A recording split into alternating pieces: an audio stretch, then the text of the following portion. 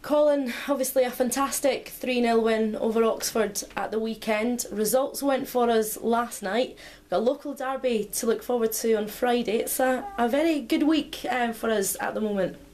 Yeah, it is.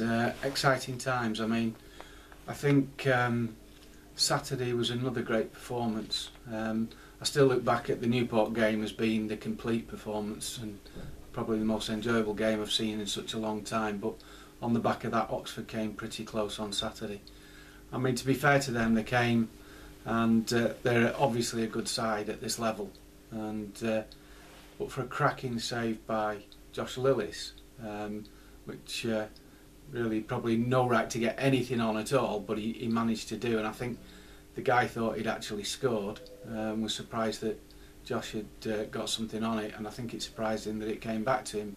Because it could, let's be fair, it could have been a different game if they score 1-0 at that point.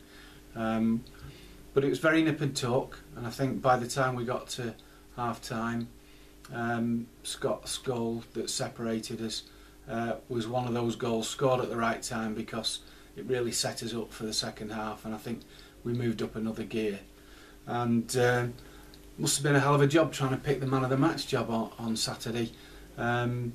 Which sounds strange when you've got a striker who scored a hat-trick, but I know people were waxing about Peter Kavanagh, and for me, Joe Rafferty I thought was outstanding, particularly in the first half, because it was a tough game in the first half, a really tough game, could have gone either way, and I thought he was excellent in defence but also offensively in getting us forward.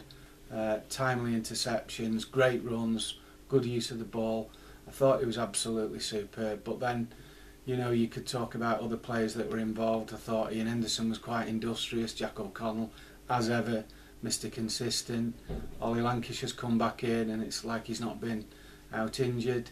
Really, just fantastic stuff. And to beat, you know, one of your closest rivals 3-0 was great. And what was also great was that there were a number of people who were here at the game that actually saw that, who've not been for a while, because the crowd was very good from what we've seen in recent times. And Luke, we know we've got diehards that we're very, very grateful to, and they were obviously here. But what we saw a home crowd of over 2,800 on Saturday, which is great because we obviously delivered, and hopefully those people, along with our wonderful diehard supporters, will continue to come back.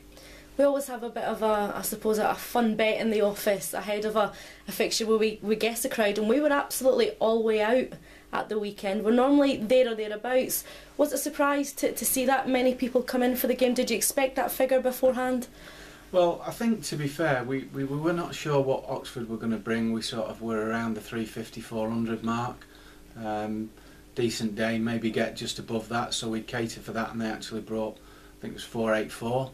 And we didn't. I mean, when we looked down the list and the people that were guessing, those that had total attendances of 2728, those we were sort of laughing at those, and nobody had predicted a gate over 3,000, which well, was probably a little surprising, but it was a very pleasant surprise. So yes, you take out the Oxford supporters, nevertheless it really was still a very, very good home crowd. And like I say, to those who come week in, week out, thank you very much. But for those who also came, and whether it got anything to do with City and United not playing, or whether it was the weather, maybe all of these contributing factors, but obviously winning games and the run of form that we're in has obviously got to be a part of those numbers as well. So long may it continue. Nice Saturdays with City and United not playing, and more importantly, us in some good form.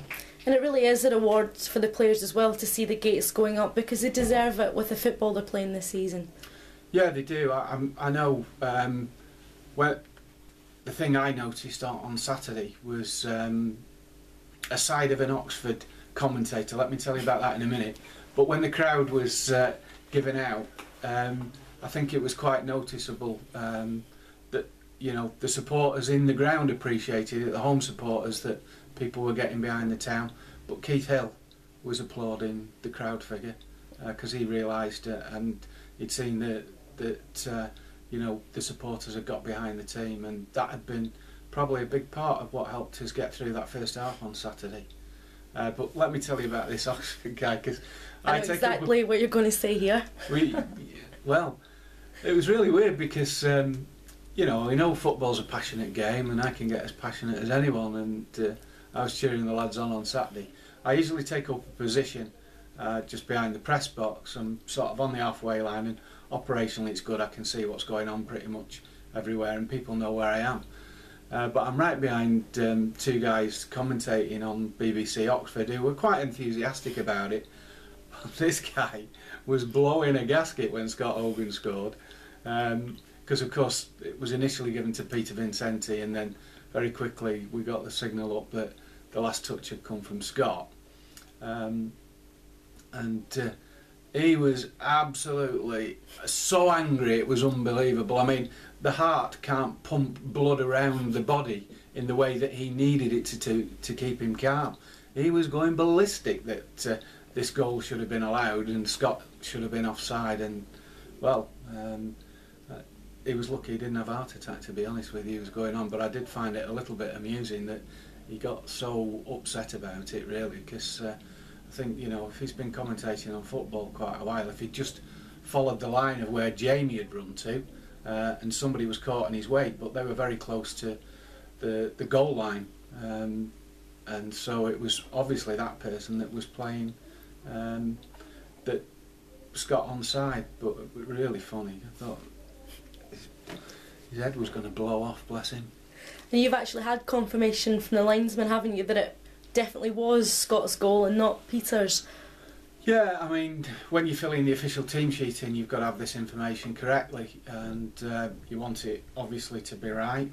And so I did want clarification that, you know, because I was stood right behind it, you could see that it was going to go in anyway. But obviously Scott made sure that it did, which is no problem. So I wanted to check that it wasn't already over the line, and two, that he obviously wasn't offside. But he obviously wasn't offside because it was quite a packed penalty area anyway at that point.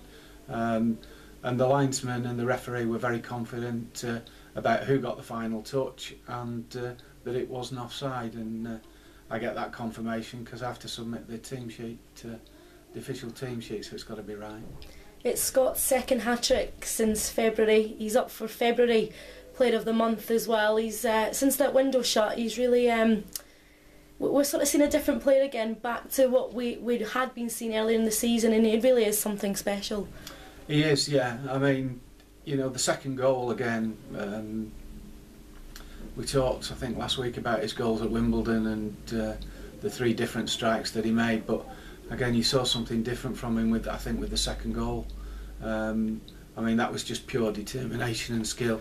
He got a little bit of luck with the kick back off the keeper, but you know, he just set off on that run, and he was only going one way, wasn't he? And I think it's great that you're seeing so many different attributes that Scott's got as an all-round player, and he's just got so much strength and energy.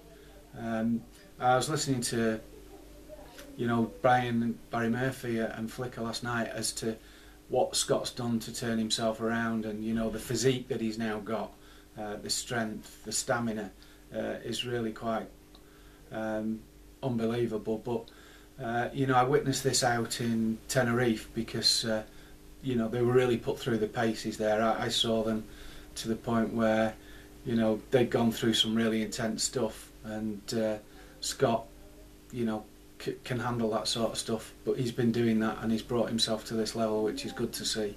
But then so have the other players, and you know, like I say, the strikers get all the glory, but you know, I just think and you know, Joe Rafferty's performance for me was something quite extraordinary on Saturday. You just mentioned there about Flicker and BBM. It's just the start of what's a build-up towards the Bury game, and they came across really well on the show last night, and it was nice to see some local focus on there. Obviously BBC Radio Manchester do try and give us as much coverage, but it was nice to have those pair on air for an hour. Yeah, no, it was very good. You know, Flicker's very complimentary, and I must say thank you to, because he is complimentary, you know, personally and about the club. And it's obvious that he's got a lot of respect, and that respect flows both ways, I can assure you. And you know, Brian went on there, you know, representing himself and representing the club, and did a great job as well. There's obviously connections between the two clubs, there's great rivalry, and it is good, and it's important that the respect stays in there. And I hope, you know, both sets of supporters enjoy it. Obviously I hope we come out on top. It is a massive week for us. But let's hope it's enjoyable and that football and both football clubs win at the end of the day.